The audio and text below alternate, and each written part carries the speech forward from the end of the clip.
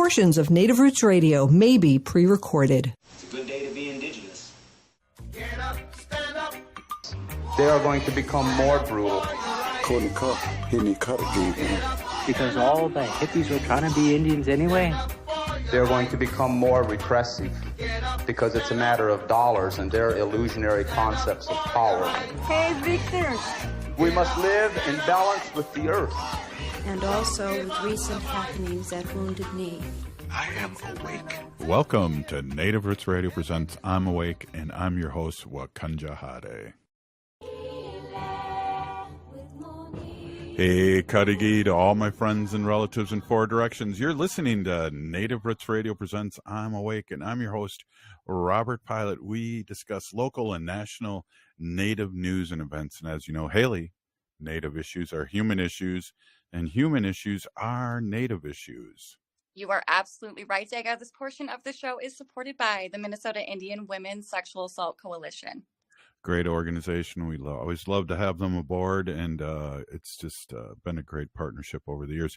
Hey, it's Friday, and we have State Senator Mary Kunesh here, and it's always good. And, you know, I always like having you on, State Senator, not only because you're very cool, but we always, when we talk about things, it's always a positive. So I feel like Friday shows are always really positive, and I really appreciate that from you, and it's always a good vibe, because we know a few years ago it was kind of bleak for our state senators, and you always kept the show positive.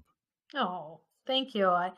There's always got to be a nugget somewhere in your day that's going to be good. And Fridays are my days with my granddaughter, so those are always a good day, even though it's exhausting. But we can find good things in every day, I'm sure. Absolutely. What's happening? What's going on with your campaign? I mean, we have things nationally happening. I know here we've talked about, for me in St. Paul, State Senator, we have an all-woman city council now, and everyone of them except one are BIPOC. I know, that's incredible. I don't know if there's any other city, like large city, that has that kind of, first of all, women leadership. And then second of all, the diversity of folks. And of course, St. Louis Park elected their very first Muslim woman. Right. So there are people that are not going to be happy to hear this, but the leadership and the vision and the world of Minnesota is changing, and I feel like it's really changing in a good way. Absolutely. And Mary, also the demographic is, I think they're all under 40. And most of them are under 35, which just blows my mind. And my candidate won here in my district, and I'm really happy.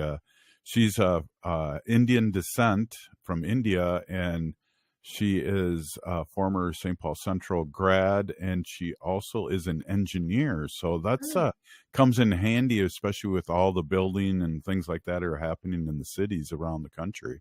Right. I just have to say I am so impressed.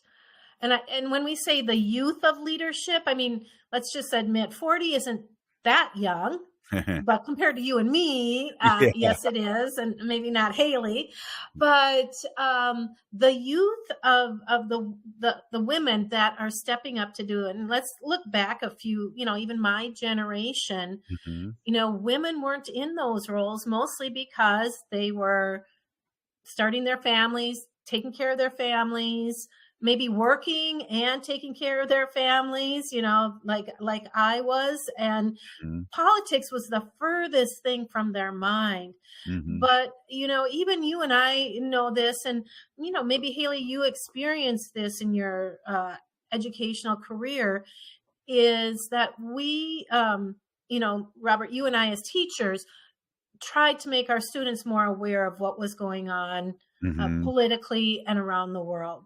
Right. So we weren't just concerned with our own little worlds, our own little towns, but we gave them a bigger, broader understanding, and also of the consequences of actions by leaders when they make a decision. I mean, look at what happened over in the Middle East and how it's affecting the whole world. Look Yeah. what happened in Ukraine and how it's affecting the whole world. When World War II happened, we didn't have communication and multimedia like we do now. And so people didn't know, they didn't understand the consequences of the immediate action wasn't felt for probably months or years back in the day. But it's just such a different world, and women are stepping up. Younger women, they have the kind of support that they need to be able to do a job, have an elected position, have a family. I mean, they really can do it all under the right circumstances. And I think it's just really imperative that all of us look out for those women and men, or cisgender, whoever want to step into those places, and how we can support them in the best way. Yeah, absolutely. And, we talked to a lot of, Aimster gangsters, the OGs, and, back in the day too, matriarchy still is a thing. And it looks like a lot of, the other, people are jumping into that because, even when things were happening at Wounded Knee, for example, all the women were running the show in the background. They just had those two cats out in the front because the press really loved Dennis and just the way they looked or talked or whatever. But we know when we talk to people like Madonna Thunderhawk, who is working in the background as a medic and all those things and feeding everybody and making decisions. And it's funny, we don't always talk about this too, but our aunties, but our grandmas are the ones that can get rid of a chief, and that's no kidding nowadays too. Yeah. In our culture and our ancestors, I think a lot of us look to the women, and our aunties, our grandmas, for the strength that was in the family. I don't know if you have you watched the series Little Bird on PBS yet? No. You should. Again, strong women, and it's about that 60s scoop up in Canada, What? Robert. So it's very heartbreaking. I'm just going to say it's 100%, truthful, and it's based on a real story, but about kids that were taken from their family out on the reserve, from the parents. I won't tell you all of it, but it is heartbreaking. There are some warm, loving moments in it, but again, it's based from the perspective of a woman, a girl, and the strength that, we all have to call up every now and then. But I don't want to minimize or belittle the value of the men in our culture, and the role that they play in our culture. So many of our men carry the wisdom, and there's nothing I love to hear more than when one of our men stands up and says a prayer, either in English or in their own language. I think of the Lemoyne family. I can think of a lot of men that when they stand up, I want to listen to them. Sometimes there's ones that I don't care to listen to. But I just feel like we're becoming empowered in a lot of different ways. And, if we can recognize the value of being a male, a female, a two-spirit, whatever, that's really what's going to help us get back on our feet still in a lot of ways. We got less than a minute left here. And what I want to kind of say is that originally I started the show out saying Native Roots Radio, blank, blank, blank, Native Roots Radio, I'm awake. And I feel like we've stayed with that I'm awake for a really long time, because I think that's kind of what you're talking about. People are waking up. Mm-hmm. And I'm awake too. And I think that's what we're witnessing in many, many different ways here, whether it's we're communicating better and with each other, and we're taking action. And obviously here in the state of Minnesota, and specifically St. Paul, the city council in this last election have really, the women have stepped up in a good way. And I know I'm grateful. Good. I am too. Right on. Hey, we'll be right back. This is Native Roots Radio presents I'm Awake, and here with State Senator Mary Kunesh.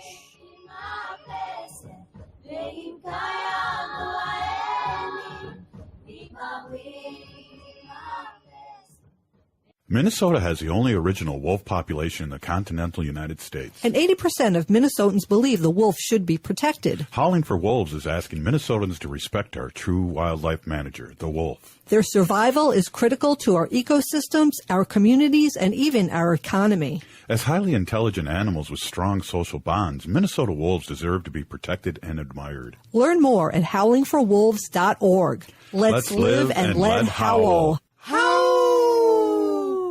If the statistics say that 1 in 3 Native women and 1 in 6 Native men have experienced sexual assault in their lifetime, it means our whole community is affected by sexual violence. 1 is too many. Don't stand by. Stand up. Don't engage in acts of sexual violence, and shut down the dirty jokes, the gossip, the victim blaming and shaming. As a community, we can change the way we respond. Contact the Minnesota Indian Women's Sexual Assault Coalition to attend a workshop to learn more. Sponsored by the Minnesota Indian Women's Sexual Assault Coalition. J&S Bean Factory is a Native-owned, community-supported, cozy, artsy coffee shop which offers roasted on-site beans, live music, and baked goods. Relax in the beautiful outside patio.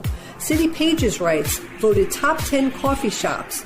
Tucked into a quiet corner of St. Paul's Highland Park neighborhood, this coffee shop roasts beans on-site from the best coffee-growing countries in the world. Located at 1518 Randolph Avenue, St. Paul. The good stuff.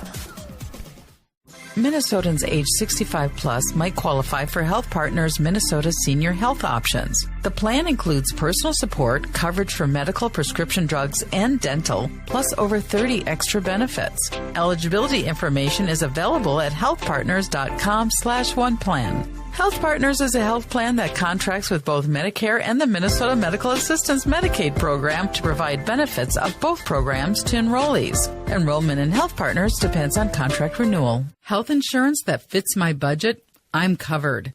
I needed health coverage I could count on and afford. MNsure helped me find a plan that works for me, and they helped me save money. Did you know that most Minnesotans qualify for savings through MNsure? And they have free experts who can help you sign up for coverage. Go to MNsure.org today and get started and get covered. That's MNsure.org. MNsure.org. Are you thinking about college? Consider checking out Minnesota Private Colleges. These 18 nonprofit institutions keep the focus on students with small classes and professors who will get to know you. You'll find students from all backgrounds, and no two colleges are alike. And when it comes to cost, they're more affordable than you think. Find the college that's right for you at mnprivatecolleges.org/possible. mnprivatecolleges.org/possible.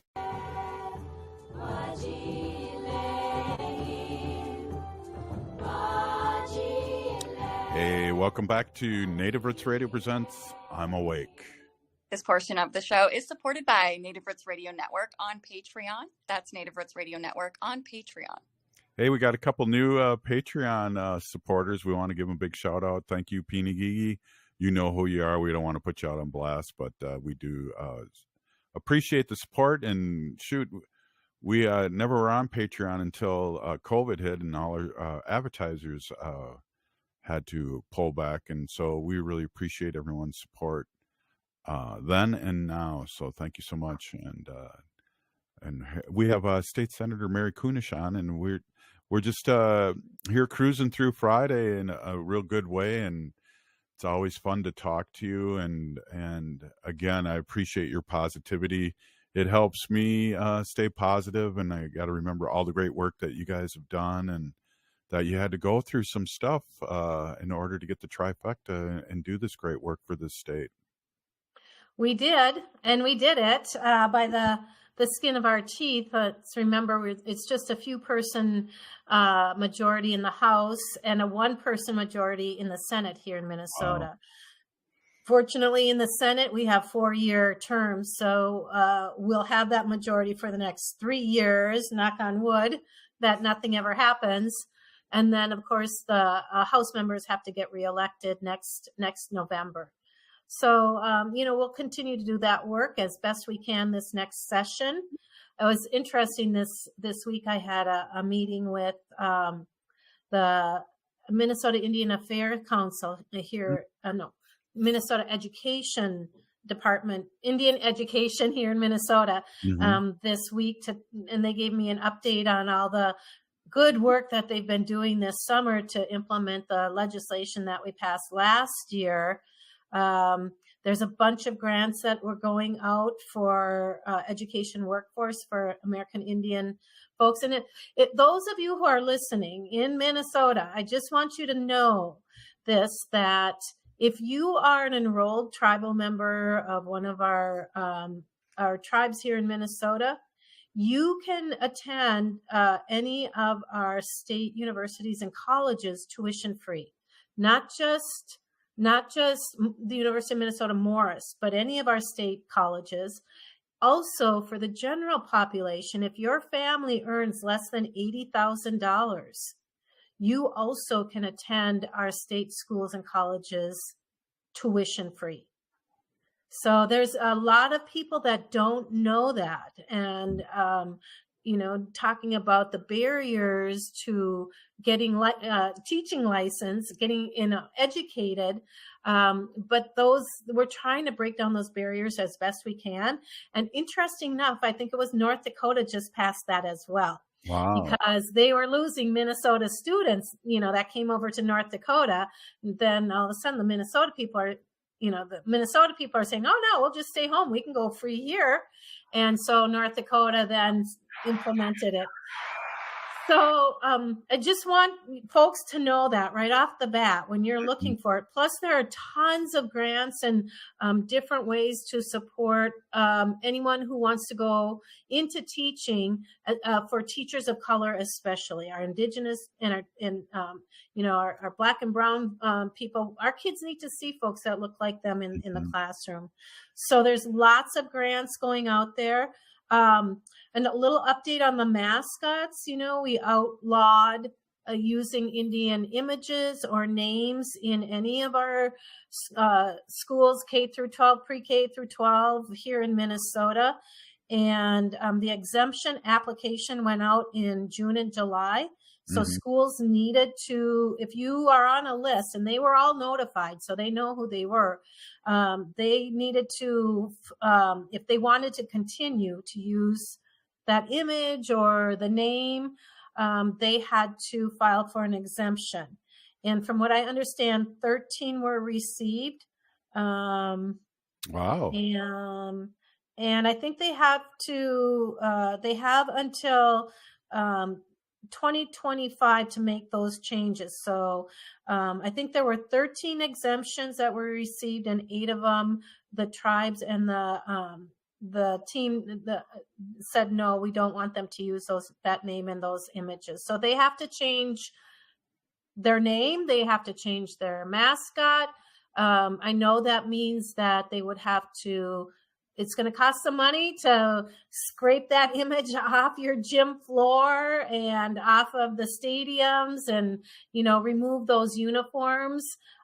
We did not allocate any dollars towards that because we had no idea who would do anything, if anybody would. That's not to say we wouldn't reconsider that down the road, but by 2025, if they did not receive that exemption, schools need to make that change. And just a lot of money in American Indian aid for education, $11 million this year and $18 million for the next year. Remember, kids can start to carry sacred tobacco in schools. And a lot of it is around educating the schools and the school districts, but we just have tons and tons of really great stuff for our for our Indian schools. And I was really so impressed with those that are doing the work at the Department of Indian Education. We did not allocate any extra dollars for staff members, which was unfortunate because that meant for a heavy load for those that were already there. And so we want to say a huge Wopila Tanka, Pinagigi, Pilamia to all of them because they picked the load up and they are making this happen, probably tripling their responsibilities. So, but the outcome is just so positive that I'm really excited. That is exciting. That wouldn't happen without the trifecta. And what kind of backup or teeth does this bill have? Is there funding involved if they don't change their name back? How does that work, or does it work?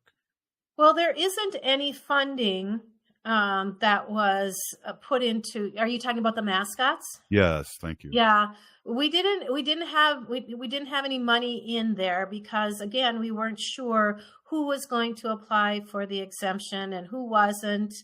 But as the chair of Education Finance in Minnesota, I would be curious to hear if this is a hardship because, the last thing we want to do is take money out of the kids' actual resources for learning. So we don't want to take them to have to use their money for out of general ed or any of these other buckets that they receive.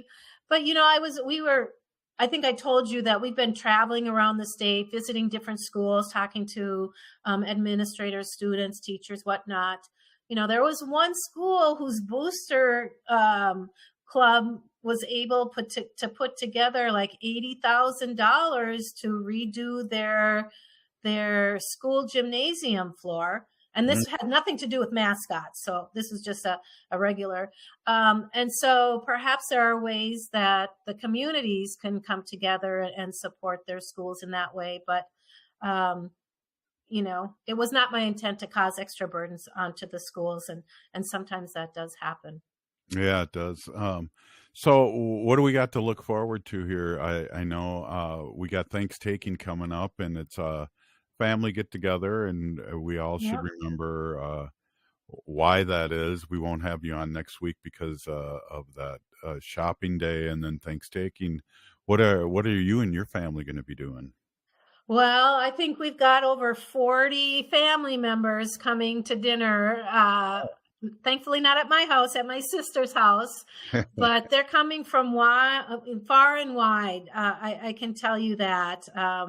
Some folks that we haven't seen for a while, some family members we've just rediscovered in the last few years. My kids and grandkids will be there, so it'll be a full day of family and feasting, that's for sure. Wow, that's exciting. And it's that time of year. It's warm out. There's people moving here in Minnesota. Have you had any updates on that? Because I don't know who I was talking to, but or maybe it was a couple shows ago, Haley, that we were talking about people moving here and moving to Duluth. And I know Bob Blake from Red Lake was talking about the Solar Bear with the Solar News that people were going to be moving here, and then they stopped in the Twin Cities. Have you heard of any kind of shift in people moving here? And I know it's a safe place for our relatives to move here too, not just the weather. Yeah, I have. When a lot of the states were banning any kind of support for our trans kids, there were families that realized that their children weren't safe in the state that they lived in. And so there was discussion about a lot of families moving to Minnesota to be safe.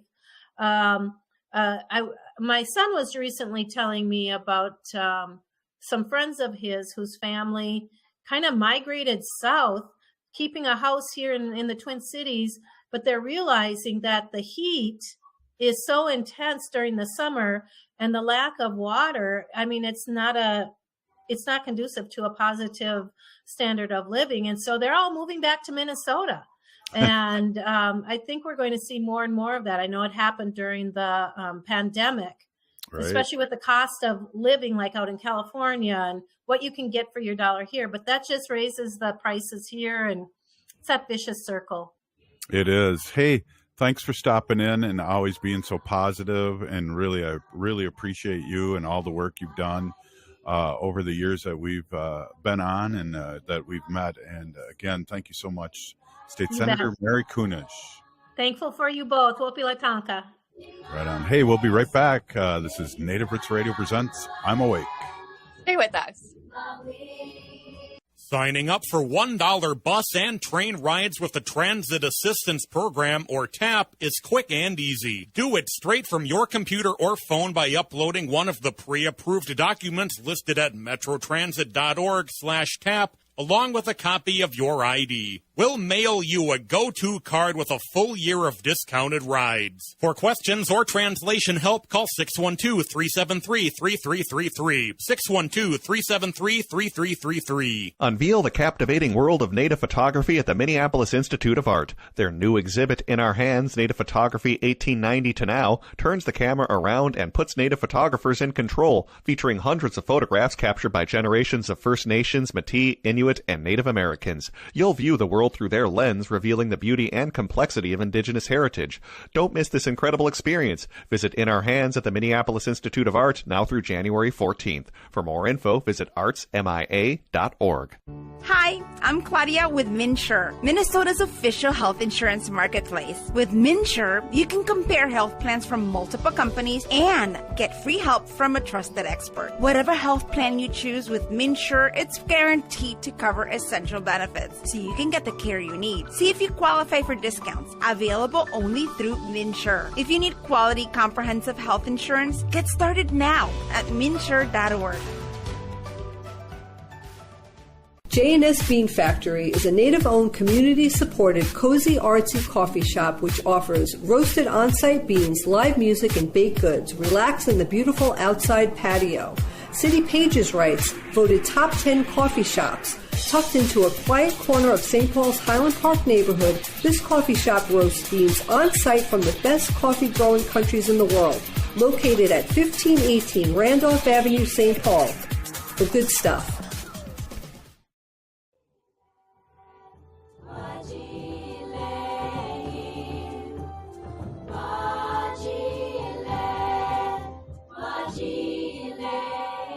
Hey, welcome back to Native Roots Radio presents I'm Awake, and I'm your host, Robert Pilot. This portion of the show is supported by Native American Community Development Institute, or NACD, in Minneapolis. Hey, they do great work, and love partnering with them. Hey, we have two special guests on. One of them is one of the originators of Native Roots Radio over 6 years ago, Jalisa McKee, and we also have Bradley Lewis on, and we're going to be talking about new Native theater. Jalisa, welcome back to the show as always. Hey, Kadagi Jaji, Pinigigi for having me. Yeah, well, just everyone, if you don't know, Jalisa is my oldest daughter here, and she's number one. And also, Jalisa, you helped start Native Roots Radio many years ago, and you were a big part of that first year. Yeah, humble beginnings. I still remember doing like the Facebook Lives at the studio, the AM 950 studio. That's right. Well, we got big news, and you're, I thought I was going to be the big shot of the family, but basically you are now the big shot of the family. And tell everybody what's going on and what you're doing, and why I'm so proud to have you on, and so proud to be your judge. I would still say you're the star. You're the elder. Elder star. And I would say we all have our amazing roles in the family. Yeah, no, but again, thank you for having me. I just want to introduce myself as Chashashep Wakahawinga, Holy Eagle Woman of Ho-Chunk Nation. I'm super happy to be on here with Bradley and also with my cousin Haley and you, Jaji. I am working as a full-time counselor. I work at a treatment center, so I'm very proud of that work that I do. I'm able to work specifically with our Native population and meet with them. And I also work as an actor. So I have a show coming up with New Native Theater that Bradley and I can talk more about. But yeah. That's awesome. And let's get Bradley aboard. But before we give Bradley the, checking him out and seeing what he's all about. I love that you said actor and not actress. That's just always been a thing for me, knowing actors all these years, is because do you call a woman doctor a doctress? So I really appreciate that. So that's cool. Hey, Bradley, welcome to Native Roots Radio. Guatzise Halpa. Hello, everyone, and Dawa'e for having me as well. My name is Bradley Lewis. I am a member of the Acoma Pueblo in New Mexico, and I'm super honored to be here with my co-star Jalisa, and it's just so exciting to be working with New Native Theater and being in Minneapolis for the first time. I don't know if you all know this, but I'm typically New York-based, so I have the honor of coming out to Minneapolis to do some really great theater. That's awesome. And I don't know if you know this, and our relatives in Wisconsin know this, that Minnesota or Minneapolis has more theaters per capita everywhere except New York. And that's something we're really proud of here. And there's theater everywhere, and it's just a great place to enjoy the arts. Hey, let's talk about Jalisa real quick, when the play is, and then maybe we can go back to that too, and then also a little bit about what it's about. Yes, I would love to. So we are in a show with New Native Theater, and I do want to say shout out to them. It's an amazing organization. You've had Rihanna on the show quite a bit, right? Yeah. And it's one of, I believe, 8 Native American theaters in the nation. So that's really exciting that we have that here in Minneapolis. And the play is called Christmas in Ochapi. And it opens at Red Eye Theater on, November 29th. And our shows, and then the closing show is December 17th. And our shows are at 7:30 p.m. Wednesday through Saturday. And then on Sundays are the matinee shows at 2 p.m. Cool. And Bradley, maybe you can talk a little bit about what the play's about, and what we can be looking for. So it's a super timely show because it's all about the holidays, which of course are just on the horizon for us all. And one thing about it, so we follow the Wheatley family. They're a Miccosukee family, which is a tribe based down in Florida in the Everglades. And my character, Junior, comes home for the holidays. He's got an older brother by the name of Donnie Boy. And they get up to all sorts of shenanigans. The mom, Virginia, and the father, Bo, played by Genevieve. What's Genevieve's last name again? Lane. Genevieve Lane plays Virginia, and Thomas Draskovich plays Bo. They're both amazing as well. David Valentine is playing Donnie Boy. But we all come home and we converge together. It's up to the interpretation of whether or not my character's been home in a while. So we're dealing with some seeing each other for the first time again. And then I'm bringing my fiance by the name of Audrey, played by the wonderful Jalisa McKee. And we come home. The catch is Audrey is white, and she's coming home for Native Christmas. And she's about to see what it's really all about. And we get up to all sorts of craziness, and old grudges come up and new problems arise. It's a lot of fun. And one thing about it is I couldn't tell you any time that I've ever heard of a Native holiday story, right? You look at all of those classic films that a lot of us were brought up on, Home Alone, or like what were some of the other ones? A Christmas Story, or Miracle on 34th Street. Oh, exactly. I'm old. All of those are all Caucasian Christmas stories, and that's great and wonderful. But we are, as a Native people, we have holidays and rituals and things that we celebrate as well, and we do it our way. And so you get to see the Wheatley family do it their way, and it is so fun. Jalisa, playing a white person and knowing Indian ways, is that an advantage for you? Yes, I would say. There's a few different. I actually told Bradley this the other day. It was interesting being casted as Audrey. When I was auditioning, I knew I was up for Audrey or another character. Her name is Summer, and Summer is Native and from the tribe. So I thought that it was alluded to that I was going to be cast as the Native woman in the show. So it was a little bit of a surprise, but we kind of laughed because there's plenty of white people that have played Native people. Exactly. And so I am doing the opposite. And it's been an advantage in terms of understanding why this story is important.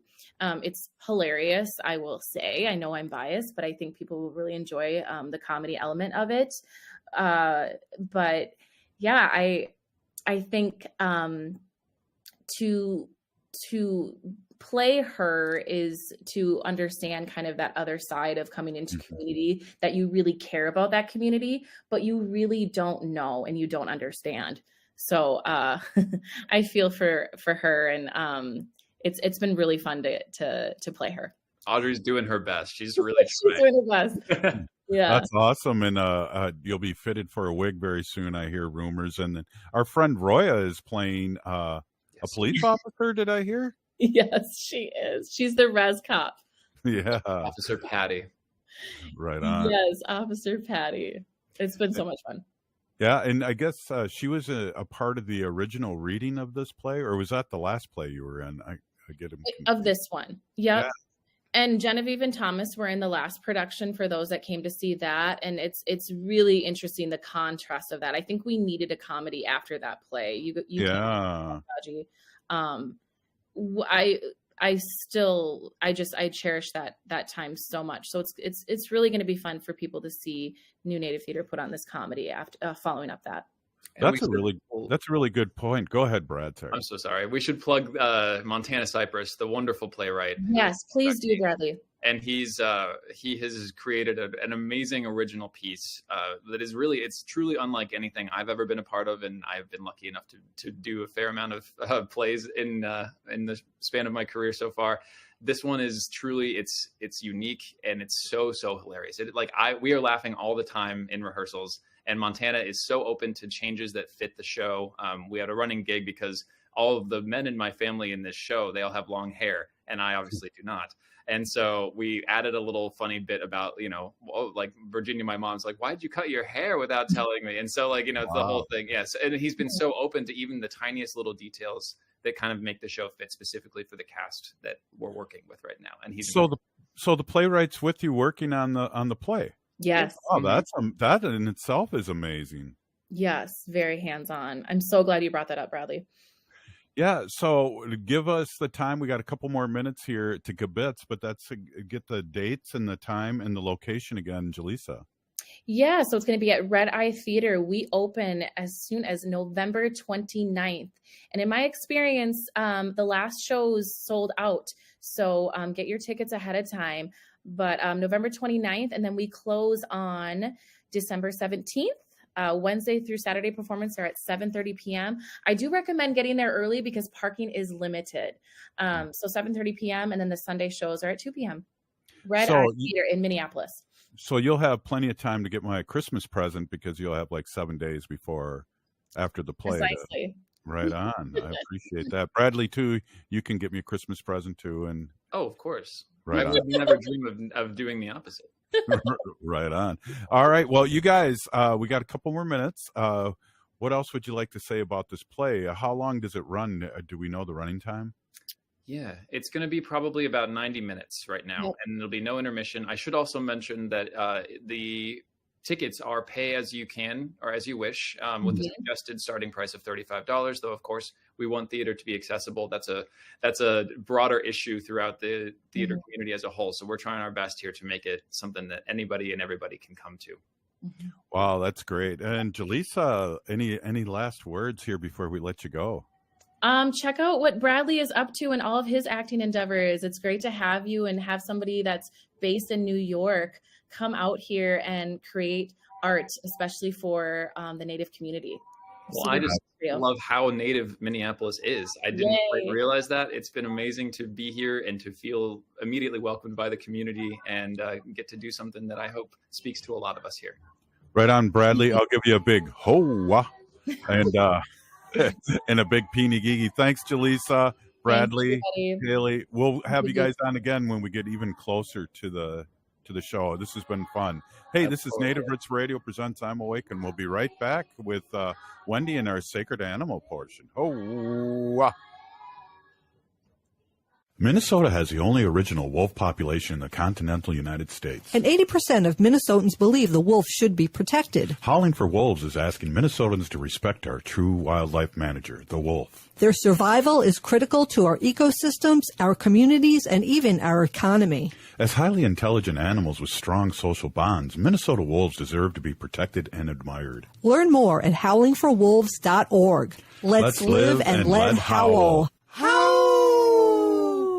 If the statistics say that 1 in 3 Native women and 1 in 6 Native men have experienced sexual assault in their lifetime, it means our whole community is affected by sexual violence. 1 is too many. Don't stand by. Stand up. Don't engage in acts of sexual violence, and shut down the dirty jokes, the gossip, the victim blaming and shaming. As a community, we can change the way we respond. Contact the Minnesota Indian Women's Sexual Assault Coalition to attend a workshop to learn more. Sponsored by the Minnesota Indian Women's Sexual Assault Coalition. J&S Bean Factory is a Native-owned, community-supported, cozy, artsy coffee shop which offers roasted on-site beans, live music, and baked goods. Relax in the beautiful outside patio. City Pages writes, voted top 10 coffee shops. Tucked into a quiet corner of St. Paul's Highland Park neighborhood, this coffee shop roasts beans on-site from the best coffee-growing countries in the world. Located at 1518 Randolph Avenue, St. Paul. The good stuff. Minnesotans age 65 plus might qualify for Health Partners Minnesota's senior health options. The plan includes personal support, coverage for medical, prescription drugs, and dental, plus over 30 extra benefits. Eligibility information is available at healthpartners.com/oneplan. Health Partners is a health plan that contracts with both Medicare and the Minnesota Medical Assistance Medicaid program to provide benefits of both programs to enrollees. Enrollment in Health Partners depends on contract renewal. Health insurance that fits my budget? I'm covered. I needed health coverage I could count on and afford. MNsure helped me find a plan that works for me, and they helped me save money. Did you know that most Minnesotans qualify for savings through MNsure? And they have free experts who can help you sign up for coverage. Go to mnsure.org today and get started and get covered. That's mnsure.org. mnsure.org. Are you thinking about college? Consider checking out Minnesota private colleges. These 18 nonprofit institutions keep the focus on students with small classes and professors who will get to know you. You'll find students from all backgrounds, and no two colleges are alike. And when it comes to cost, they're more affordable than you think. Find the college that's right for you at mnprivatecolleges.org/possible. mnprivatecolleges.org/possible.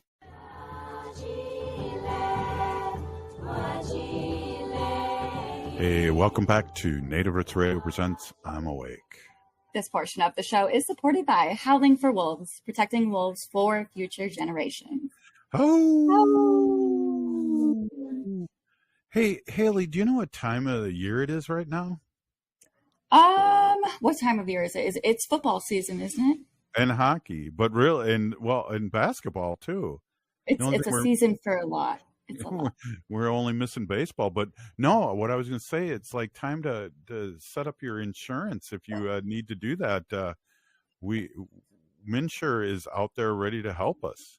Yes, MNsure is the one-stop destination for health insurance and tax savings in Minnesota. They actually provide assistance to everyone, no matter your income. So, remember, MNsure doesn't sell insurance. They help you find it. So you can learn more at mnsure.org. Excellent. Hey, I feel like howling for MNsure, but we already howled for wolves. And, it's Friday and it's just like a celebration day. And I know Wendy's working hard and she's given us another segment on our sacred animals section. So, Haley, why don't we take a listen to Wendy and what she's got the Fun Fact Friday happening? Absolutely. Take it away, Wendy. Thank you, Robert. Thank you, Haley. Hey, everybody. My name is Hanajihihani. That means cares for them. I was given that name by my Dega Curtis. Curtis goes by Mashke Hanajingo, which means walks on white clouds. I'm a Humane Policy Volunteer Leader for the Humane Society of the United States, and I work on animal issues at the local and state level. Today I wanted to talk to you about pigeons. And the reason why I want to do that is because I've been spending some time in New York City. I was there today for most of the day, and I noticed so many pigeons around, and so many of them, you know, you could just walking down the sidewalk, they're there and they don't move. So you kind of have to like shuffle around, and they kind of scoot around avoiding people, but they're very pretty birds. They're have that like iridescent kind of shine to them, and they are very pretty. And I know a lot of people think that they're nuisances, and I'm sure that they are. You know, they make a mess and they carry diseases and whatnot. But I was just curious about these birds because just seeing them really practically my whole life, I really don't know much about them. So I was looking up some facts about them. So that's what I'm going to share with you tonight.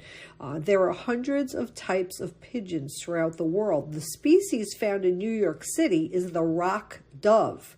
They're mostly gray and white bird with the stout body and small head that perches on nearly every building in the city.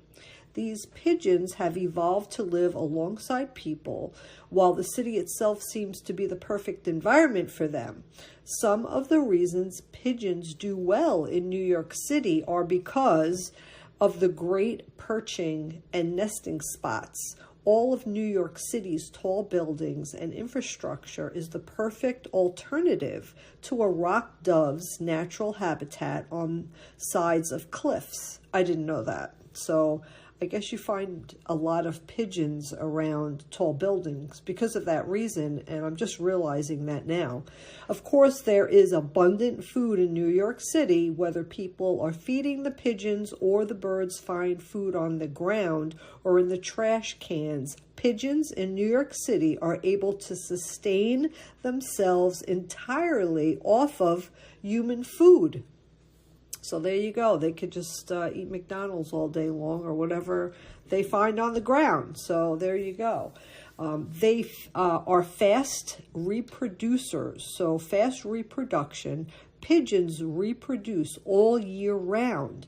The average time from mating until hatching is only 1 month. The chicks will leave the nest after another month, but not before more chicks are born. If the overall population starts to decline, reproduction rates increase to offset it.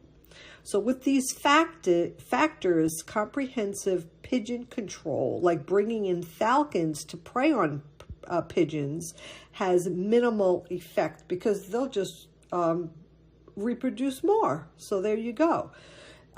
Businesses use and property owners are using things like bird spikes, bird netting, visual deterrents, and more to keep pigeons away from their property and cutting down on the spread of bacteria and the messes that can cause from the droppings. And the droppings don't look very nice either. So I mean, I get it. I do still like the pigeons. So, and this is another question I've never even really thought of, but why don't we see baby pigeons, not only in New York City, but elsewhere? So when a rock pigeon finally leaves its nest, they are full-sized with adult feathers, and they look just like their parents. So that's why we never see baby pigeons, and I never really even thought about that. So I thought that was an interesting fact. So in New York City, and elsewhere, the lifespan of a pigeon, with regular food supply and favorable conditions, a feral pigeon can generally live up to 15 years, with the most elderly able to survive to the age of 30. However, the average lifespan tends to be much shorter, 3 to 5 years, and the typical lifespan of a New York City pigeon is only 1 to 3 years due to the harsh living conditions. I could see that. I mean, there's just so much traffic and pollution and people walking around. It doesn't surprise me, right? In what state is it illegal to frighten a pigeon? So there's actually a state in the United States where it is illegal to frighten a pigeon. The Commonwealth of Massachusetts. It is illegal in the Commonwealth of Massachusetts to scare a pigeon, and this became legal or illegal the Christmas of 1659, and it's always been that way, and they have never changed it. So you can't scare a pigeon if you're in Massachusetts. Pigeons mate for life, and I thought this was a fact, but I wasn't positive. So pigeons mate for life, but if one partner dies, the survivor generally will attempt to find another mate. So, yeah, who wants to be alone, right? Often overlooked as a nuisance, pigeons are actually highly intelligent animals that can remember faces, see the world in vivid colors, navigate complex routes, deliver news, and even save lives. So we've all heard stories about the World War II pigeons who carried news back and forth, and that's really a wonderful thing. According to a number of environmental surveys and estimates, the number of pigeons in New York City is roughly 4 million. That is about one pigeon for every 2 people. With that many pigeons, there is no wonder why they are everywhere you turn. Pigeons spread out all across the 5 boroughs and do not migrate in the winter. Here is a very interesting fact about pigeons that I did not know, and I bet you most of you guys don't know either. Both the male and female pigeon produce milk. So produced from neck glands, infant pigeons look to both mom and dad for sustenance in the first few weeks of life. Staying warm is also a priority, so pigeons come with their own built-in down coats. They have a layer of soft, fluffy feathers they use to trap air bubbles and act as a layer of insulation. And despite their reputation, research shows that pigeons have amazingly visual, numerical, and memory abilities on par with some of the smartest bird species out there. So there you go. So just a few little fun facts about our New York City pigeons. And when you see a pigeon, you can remember all of these wonderful fun facts that I just shared for you. And back to you, Robert. Back to you, Haley. Thank you very much. Wow, Wendy, thank you so much. Pinagigi. Hey, you've been listening to Native Roots Radio presents I'm Awake. We're still here. We are the 7th generation. And free Leonard Peltier. Now.